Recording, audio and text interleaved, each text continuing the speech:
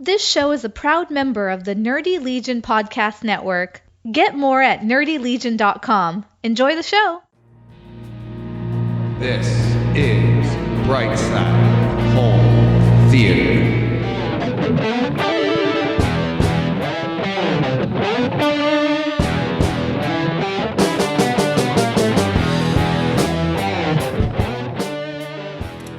Hey, home theater nerds, welcome to the Brightside Home Theater Podcast, the home theater podcast that focuses on the experiences we have in our theaters, the sights, the sounds, the scenes, all of the fun stuff that we like to do once we get in there and we're done tinkering, which we're never done tinkering, so that's why we touch on that sometimes here too.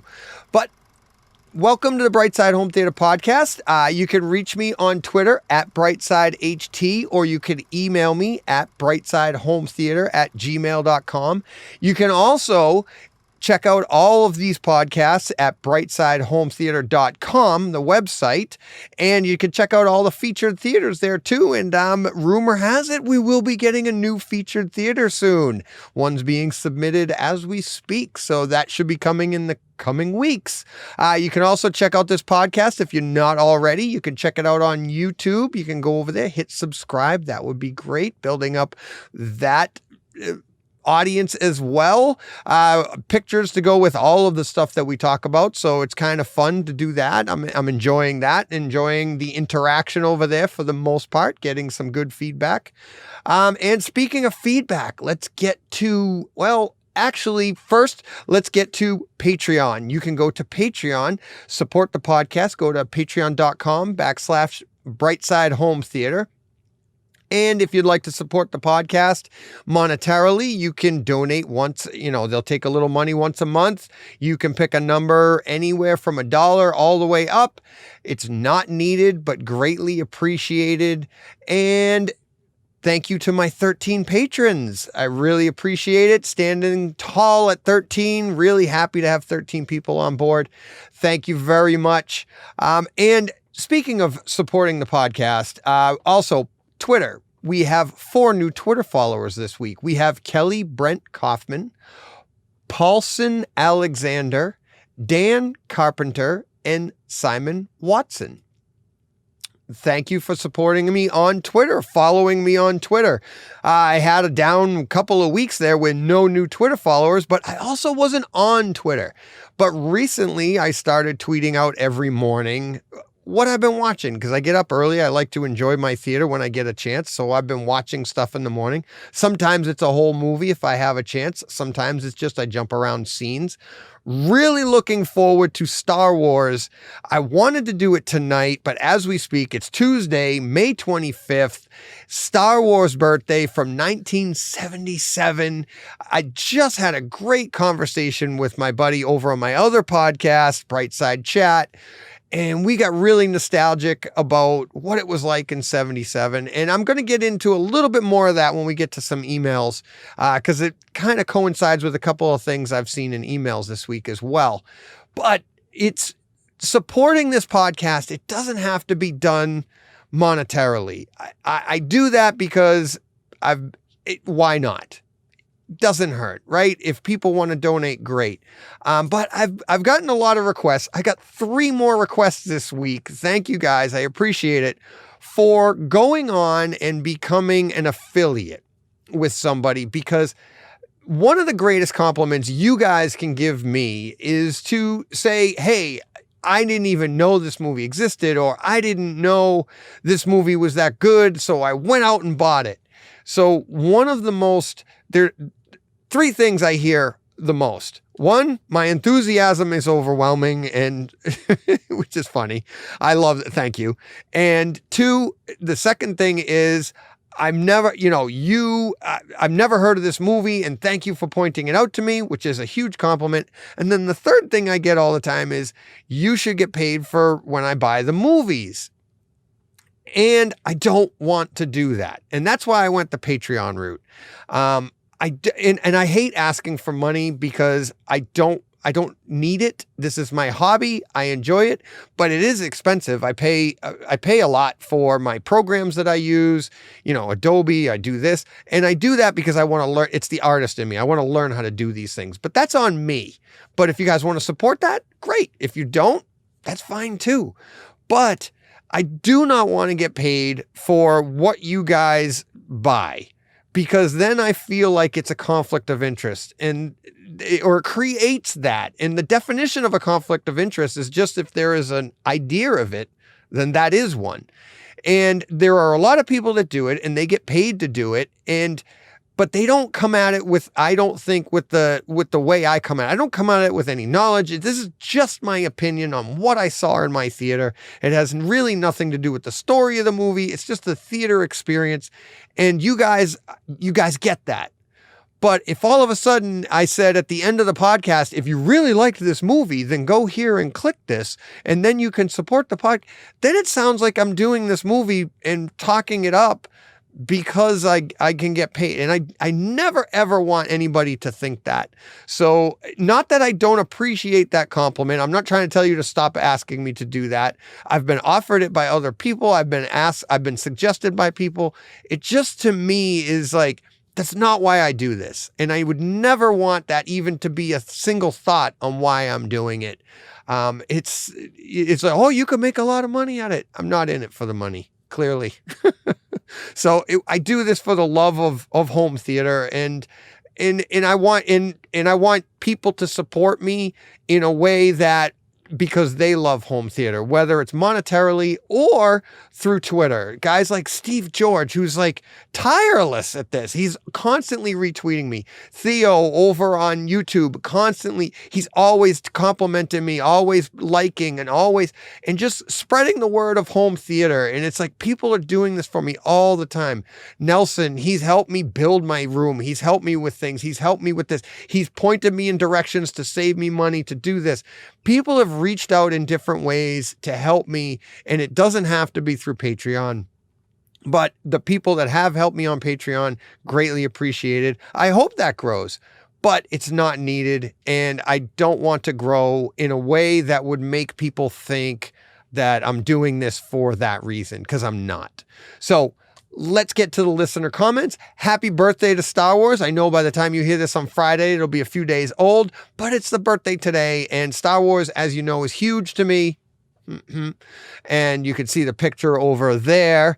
But yeah, on YouTube, I just said hint, hint to the camera, and people listening in audio don't know what's behind me, and it's the Star Wars poster. But anyways, so yes, let's get to some listener comments. And we only have one this week. Most of the comments this week came from people congratulating me for my daughter. And thank you very much to everybody. I don't want to list all of them and start tweet. I actually thought of running a end of scroll on the side here on YouTube of everybody that said congratulations, but I thought against it. I'm like, no, okay. So thank you to everybody. It was awesome that my daughter graduated. We are very proud, but it all goes to her. It's kind of funny for me to be proud. I didn't do anything except for get out of her way, because she had a lot to do and she had a lot to accomplish, and she did it. And we're very proud of her. So thank you to everybody for congratulating us on that. It was a great week, great experience. But the one comment we did get was from Derek, my buddy there at Echo 4 How. He said, greatest American hero movie. Why not at Brightside HT? And I'm like, why not? It's a great suggestion. Maybe we'll do it. And so let's get to these emails that I was talking about earlier. So as most of you know, I am part of the email chain. If you don't know, it's been mentioned on all 3 podcasts. Carl likes to email us, and he keeps us up to date on home theater news, whether it's, what's going on in the theaters or a new piece of equipment. And sometimes it's within my genre. Sometimes most of the time it's within everybody in the other 2 podcasts, HT Guys and AV Rant, their genre. They're more equipment based. I'm more environment based and going to the theaters. Well, this week we had, let's see, it's at New York Times. It's Magic What We Do in the movie theaters. And also we had, where was the other one? There was another one that was about going back to the movies. Oh yeah, after 14 months, going back to the movies reminded me how to joyfully disappear. And in my conversation with my buddy John, I was thinking, and it popped in my head about the Home Theater podcast, and I wanted to mention this to you guys. We love our home theaters. And we talk all the time on how we can duplicate what you get in the theater at home with the big screen, and like HT guys and AV Rent say all the time, just move closer. You can have the same experience. Here's the one caveat. And I said this, I believe, back in the Thanksgiving when we all sat down, is the one thing you can't duplicate is the room size. And it's that room that makes that experience so much fun. And here's the part where when I was talking to John earlier tonight, he said we were talking about going to Star Wars when we were a kid, and going when we were teenagers to see Jedi, and going in and out of the theater. And it struck me, it's that going in and out. Now, I remember as a kid walking out of the theater, whether it would be Rocky or Star Wars or Rambo or any of these movies, and there was a line of people going in, and they're on one side of the rope and we're on the other. And it wasn't like it is today where you barely see anybody else. It was a very crowded because it was very small. So we went by that, but there was a camaraderie there. And you made eye contact with the people going by, and you looked at do you remember standing in line to go in, and you're looking at the faces coming out going, was it good? Trying to get a hint on how the ending was of this movie. What was Empire going to be like? What was the ending going to be like? And you're trying to read people's faces because you wanted to get a hint of that. And then they would look back at you and they would give you like the nod with the eyebrows, like you're going to like it or whatever. It's a good one. Or sometimes you'd see disappointment on their faces, like when you're walking into Hudson Hawk and people are coming out from Hudson Hawk. I actually liked it. My buddy that I went to see it with hated it. But you know what I mean? There's that camaraderie of going to the theater, of sitting in a giant room with hundreds of other people and cheering together. And I think we've even forgotten that. It's been a year, and you forget how great it's going to be in a crowded theater. I'm a Boston Bruins fan, and I got to go to a game, and it was only 12% capacity. So there were only 2,000 people in a building that holds 18,000. And I was with my son, and we're like, this is like when we went to your high school games. It's like nobody here. And it was weird, and it's not the same. And it was nice being there, but it's great seeing a game live, but it's the people around you. And whether you talk to them or not, but you interact with them just by being there. And that's the part of going back to the theater that I think is going to be great. And that's the part that we can't duplicate in our homes. And that to me is part of the magic, because the reason we built our homes is because of the experience we had there. And yes, you can't duplicate that one aspect, but your memory of being there goes home. And that's why I designed my theater. That's why I sit in the second row of my theater. I designed my theater so that the prime row was the second row. So I'd have a row of seats in front of me, just like when I'm at a theater. And that's what I wanted. And we all have those inspirations in our theaters. And I just wanted to talk about that this week, kind of touch on a bunch of the emails that I got. So that's it. That's it for emails this week. That's it for comments. Again, thank you to everybody for the congratulations. Thank you for the suggestions.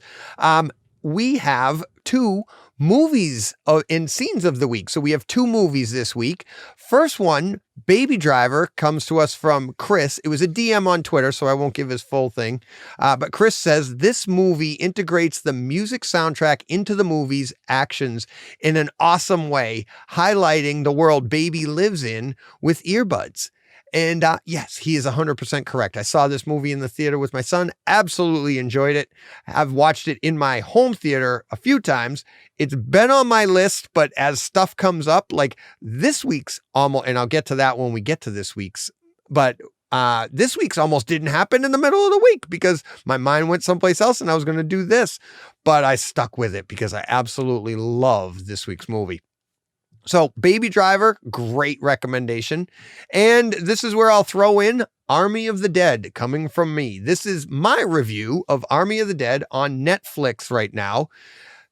Do you see the tie-in there? Zack Snyder, here we go. Army of the Dead.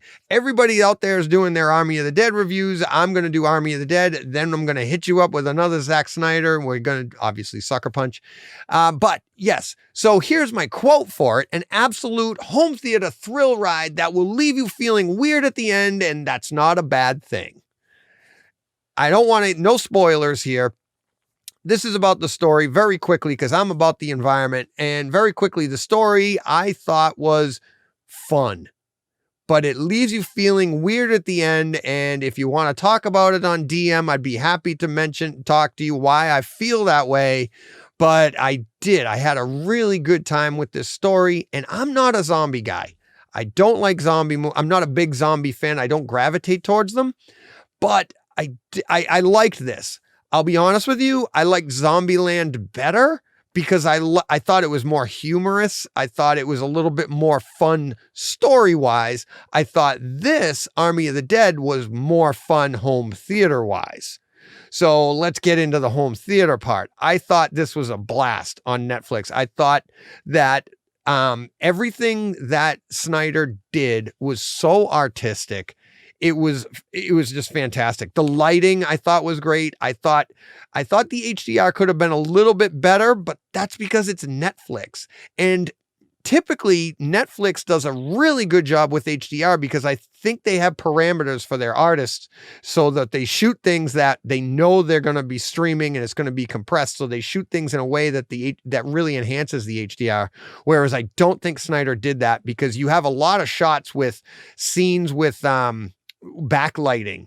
So then their faces, like their faces are darker than what's around them, which doesn't come off as great on compressed HDR. And now if you get this on disc, it's probably going to look fantastic. That's kind of how I felt there, but I loved the style. I love the colors. I love the way it moved, the color, how it moved through the movie. But I loved the sound, and it wasn't a fully moving sound, but the full room was engaged. It didn't have as many pans as I would have liked, but it had a bunch, and it was a full-on action extravaganza, if you will. The zombies, where my wife and I were laughing, they had to all be dancers the way they moved because they were supposed to be faster at times. So you had them moving in a way, and it was just so much fun. Like my wife and I looked at each other afterwards, and we both went, because we're not zombie fans. We're not into that zombie genre typically, but we both looked at each other and we went, that was fun. It was a lot of fun. And in a theater, I think if we watched this in a living room, we would have been like, I don't know. But in the theater, it was so much fun. Such a good time.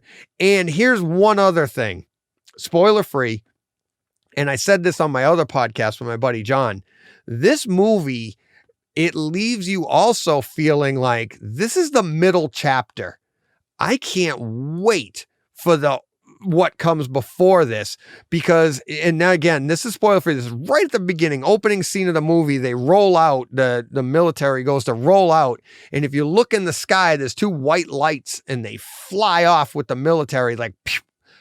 So it feels like an alien presence there, but it never pans out. Nothing ever comes of that. So that has to be in the prequel, which we know, or you can hear about, that there are prequels planned. And I won't give the ending away, but of course there's room for a sequel there. So what are we getting? This is the middle story.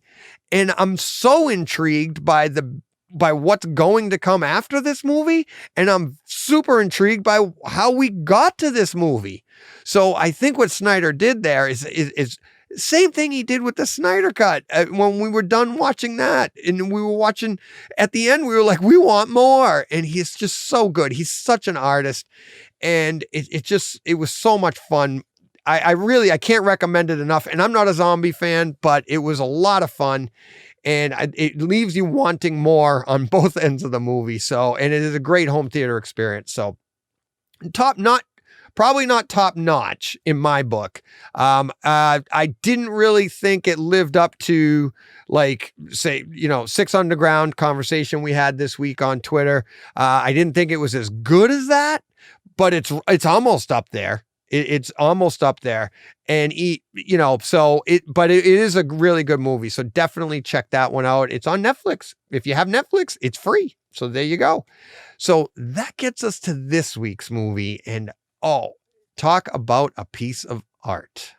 What Snyder did with this movie it's just art. And like I said, what a piece of art. It's very artistic video. It's got artistic audio. It has everything. I absolutely love this movie. I'm trying it. My wife, I know she would love this movie as well. I've been trying to get her to see it. But let's start with the video. Fantastic video. I love the tones throughout this movie. It has a very warm tone throughout the movie, to the point that even the cooler tones, and I'll talk about those in a little bit, but even the cooler tones they have a warm sense to them. The blues are a little warmer, if you can imagine that. It has a fantastic grain to it, not 300-ish type grain, but a nice grain to it. And I thought the grain really worked well with the palette too. The black levels, I think, are fantastic. This is just a Blu-ray. It's not a 4K, no HDR. We'll get to that in a second.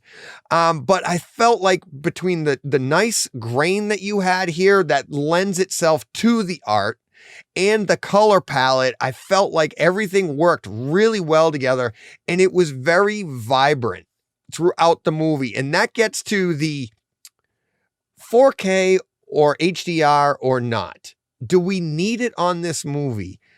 I have a hard time saying that we need it, but at the same time, I think 300 looks fantastic, and that has the 4K with HDR. So do you need it or do you not need it? I don't know. But I don't want it to be done and have it ruin it, because this is heavily CGI'd like 300 was.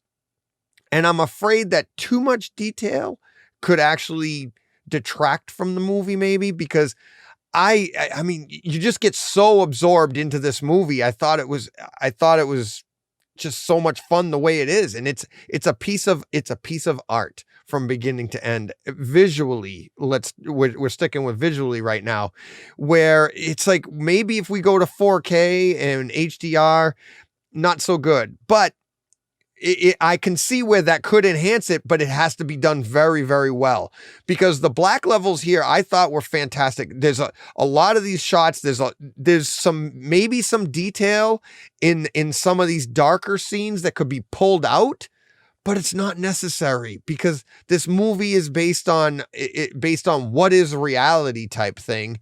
So let's just keep it at that. And I think this Blu-ray is fantastic the way it is. I don't think it needs to be enhanced into 4K or HDR or anything like that.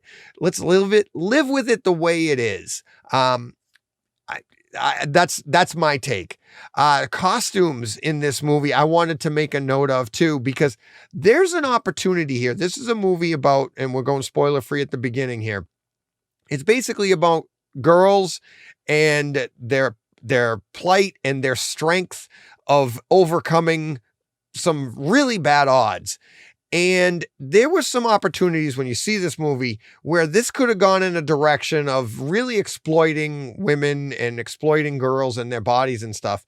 And I thought the costumes here were very tastefully done. My daughter grew up as a dancer, and I've seen costumes that I thought were maybe of the obscene look, going to different competitions that my daughter was in, other dance studios. And then I see other costumes that I very much fit this movie. They weren't obscene. They were basically all dance costumes, even down to some of the scenes with rhinestones on them and stuff. but I thought the costumes played to the movie. It played to the atmosphere. It played to the fantasy, if you will, within the movie. But I didn't think it was very, I didn't think it was too risque. I didn't think it was exploiting the girls at all, the women in the movie. I thought it was very well done and very tastefully done. And I thought that was kind of refreshing because there was some, and I watched the director's cut, so unedited or unrated director's cut. And there were opportunities to exploit the women and they didn't take it. And I thought that was pretty cool. Let's get to the sound. The sound is great. Great bass, DTS Master Audio 5.1. I don't even think we need Atmos here. Maybe a little bit more. Maybe I wouldn't be upset, Atmos or DTSX. I wouldn't be upset if they upgraded the sounds on this.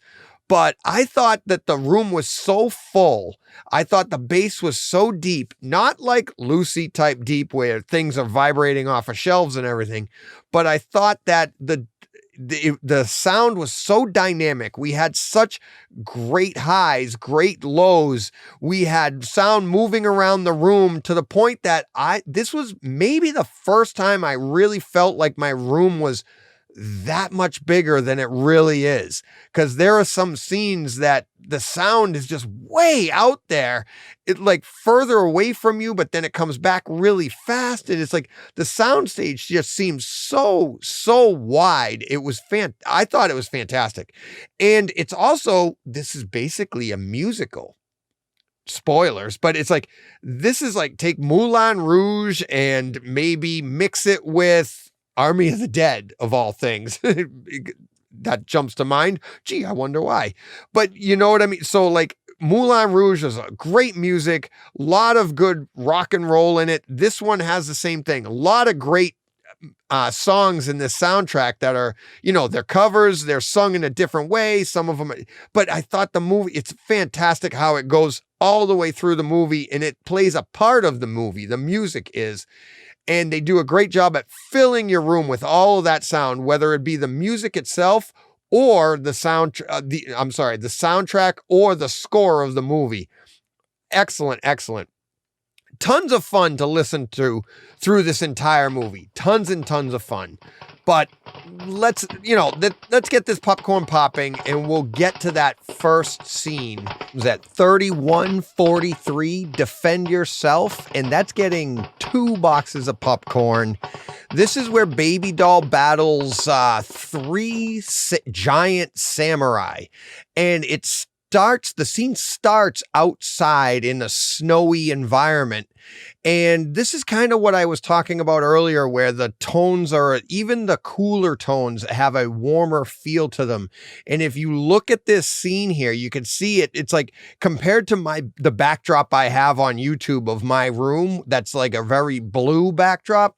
This scene looks relatively green, actually. And that's what I mean by green is a cooler color, but it's warmer than like a blue, which is a colder color, if you know what I mean there. But this immediately goes indoors. She gets kicked through a door, and I mean, nice bass here. The room is full, really. Once they get inside, the soundtrack / music playing, and we go inside to a much warmer atmosphere. We have fire bursting around you, so you can hear that. Again, the soundtrack's all around your room. You can hear that. But what I really liked about the scene and why I gave it 2 boxes of popcorn is because of it's swordplay. We have the samurai and the giant samurai. He's wielding this giant spear-like sword. And the depth of field that you get of sound with the sword is some of the sword swings are going by in front of you, right? And you can hear that and you get nice pans of the swoosh through the room. But then some of them, when he swings over her head, the tip of the sword actually goes behind you. So you can actually feel that go behind you, but then there's still some sense of sound of it moving in front of you as well. Of course, her jumping around and landing and the samurai jumping and landing. We get fantastic bass there. And again, it's like when she kills a samurai and he falls and lands, great bass. And this scene goes on till 35:54. So you're getting 5, almost 6 minutes of sound here. Maybe that's 4 minutes, 4 or 5 minutes of sound of a scene. I mean, and she kills the first one and you think it's over. It's not. Another one comes in the door and he's got like a Gatling gun and he's going at it. So you get a completely different sense of sound here with bullets whizzing around the room. And then after that scene, she goes outside and it's a fairly quick ending to that samurai, but she faces 3 samurai, sound going all around. I mean, all different pans around your room. But what I really liked and take note of is that first samurai with the longer sword, just the way the depth of field changes with the different swings is really, really cool. I really like that. That's why, and again, that's why I gave it 2 boxes of popcorn. And this next scene, this scene here is based solely on the picture itself, the image itself, and the way it was shot. And I've seen YouTube videos on this over the years, and what a fantastic shot it is. So I thought I'd give my take on it as well. And this comes at 37 minutes and 45 seconds. It jumps right to this scene here, and it's the girls sitting at their makeup desks at the mirrors, and how the camera starts to pan around. And what's tricky about it is how the camera pans and you can never see the camera in the mirror. So we all know how they do this stuff, or an idea of this. It's like they're not mirrors. It's actually an open space and we have actors on both sides. So it creates the illusion of a mirror, but it's not really a mirror. But what I thought was really cool is how slowly they pan around. And when you first came into this scene, you're looking at everything. You think that's the reality. But then the scene pans around and they come back to where the girls are, where the main actresses are, because the main actresses are in the mirror to start the scene. Okay. So the backs of the heads, you're seeing quote unquote body doubles acting out the scene in unison for them. Well, when they come back around, when that camera pans to the second side, so now you're inside the mirror verse, the inside of the mirror, but that's where the camera stays. So this movie is based on, Baby doll going in and out of reality. We just went in and out of reality here, and just this camera pan of going around the corner, around the mirror, and going back and forth. Which is the reality? And I thought that was this scene. It's at 37:45 mirror wraparound. I gave it 2 boxes of popcorn because, again, this has to do with what this movie is about. And which is the reality, because when the camera actually pans around, what you thought was the reality in the first place isn't. That was, you were inside the mirrorverse to start, and then you come back around, and now you're on the side of the reality. Or is it the other way around? How do we know which one is it? Because it just blew my mind, and I watched the scene so many times back and forth and which way it goes. And I love when it comes to the scene, because a lot of people will tell you and talk about how they did the scene and how you can do it without a camera, and it's great, and how the actresses have to work in unison to do this.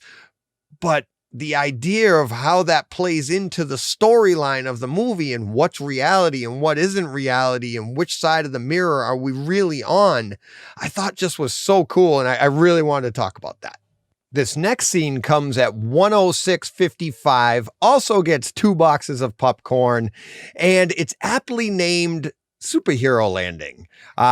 After, Deadpool, and the 3 girl, it's Sweet Pea, I believe, is in it. Yeah, Sweet Pea. It's Baby doll takes Sweet Pea, and I forget who the third one is, but they drop in to battle. They drop in from a helicopter to battle I guess they're kind of like orcs from like Lord of the Rings or something. They look like that. They got the pointy ears. They got that squished nose kind of looking face, and they got to battle them, but they come in from the helicopter and they drop down, and the nice superhero landing when all three of them land, and you can actually hear the three discrete landings. They're very close together, but you get the bubble.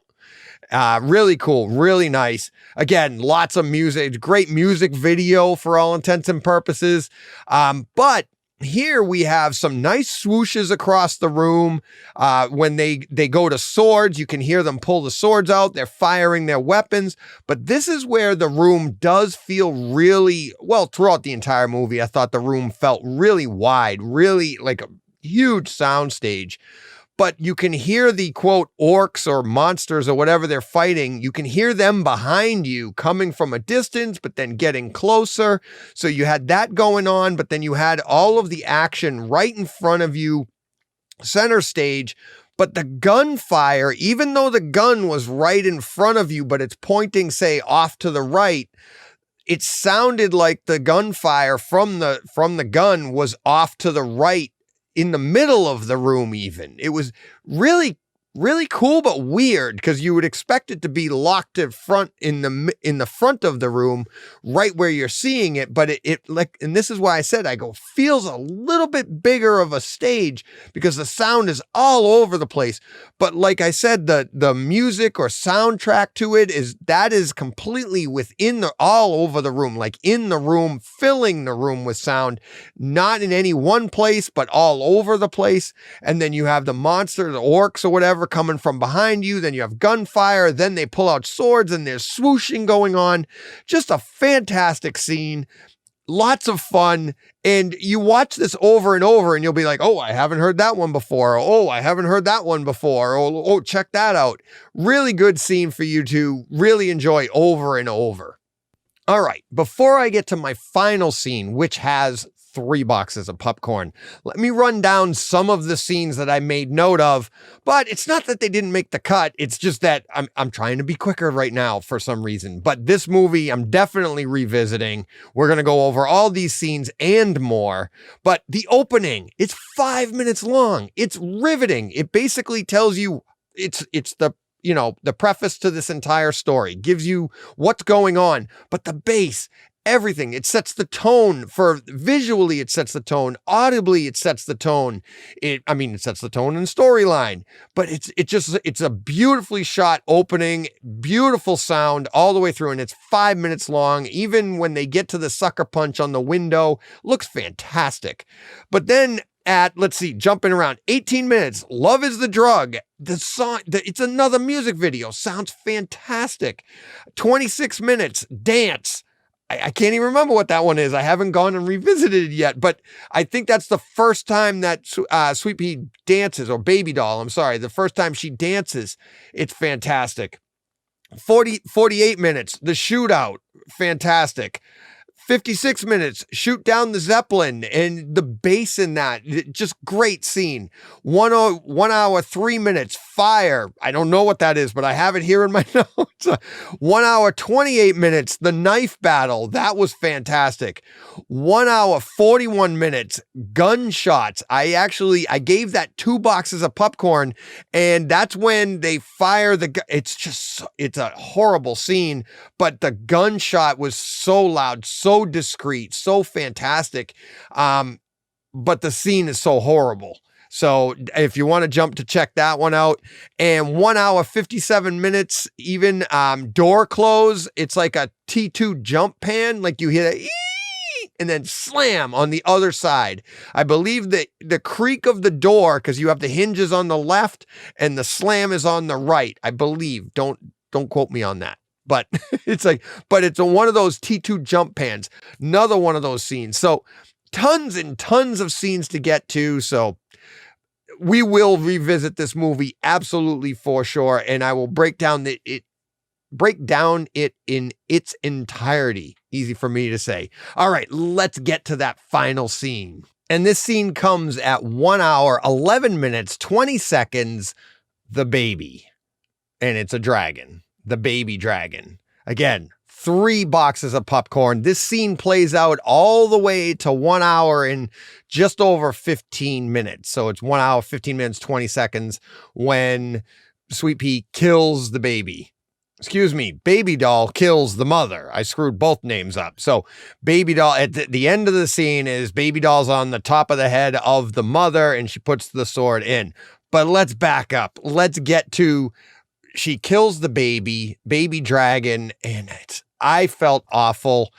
This scene, it was, for me, I love animals. So I felt for that baby dragon. She pulls the stones out. But the scene itself is what we get. That battle with the dragon is just fantastic. And but before that, again, let me start at the beginning. She takes those stones and she clanks them together, and we get gorgeous shot on this. I mean, what he did on that screen, what Snyder did there, it looks fantastic with the blue flame, kind of the magic thing they have going on, then the giant flame and the sound and the whoosh in your room sounded like it came up through the floor. Everything's fantastic. Great bass. This scene here, and again, started at 1 hour, 11 minutes, 20 seconds. This scene probably has the best compilation of bass throughout the entire movie, because we get different groans from the dragon. We get a nice deep, like the dragon will look at her at certain times and go, the mother dragon that is, and go, "Rrr," but your room vibrates. But then you also get the groan from the about to breathe fire. That has a different depth of bass to it. The sadness of when the mother is like checking on the baby and the baby just falls limp when the mother moves it, and you get a little bit of bass there. But the anger, you could feel the anger in the mother, the way the scene was shot, the way the sound was. There's some great pans when we get into the battle in the sky between the plane and the dragon, the mother dragon flying. And there's one part where you're staring at the propeller on the plane, and it's on the right side of your screen, and you can really hear that it's leaning to the right. And then as the plane pulls away, that propeller goes by you and it goes to the left side of the screen.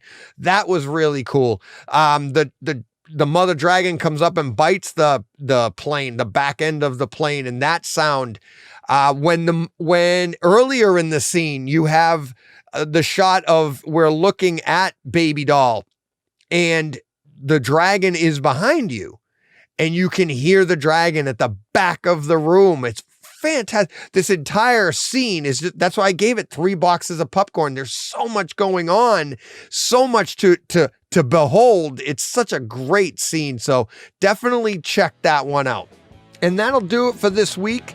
Hope you enjoyed Sucker Punch. If you haven't seen it, well, you're probably not listening to this part. You probably stopped it. But if you haven't seen it, definitely check it out. Great piece of art. Thank you to my 13 patrons. Thank you to everybody on Twitter. Thanks for following. Thanks for the great conversations. Keep it up. If you want to follow me on Twitter, you can follow me on Twitter at BrightSideHT. You can email me at BrightsideHomeTheater@gmail.com. Check out everything at the website. Check out YouTube. Hit subscribe. That would be great.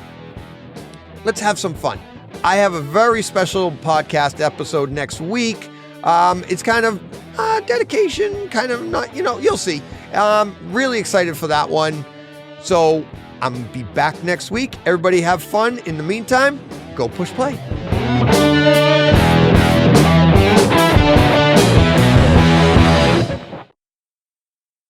Hey, Fred. This has been a Hey Fred production, with theme music by Jeff Bernhardt and Throne Vault Productions.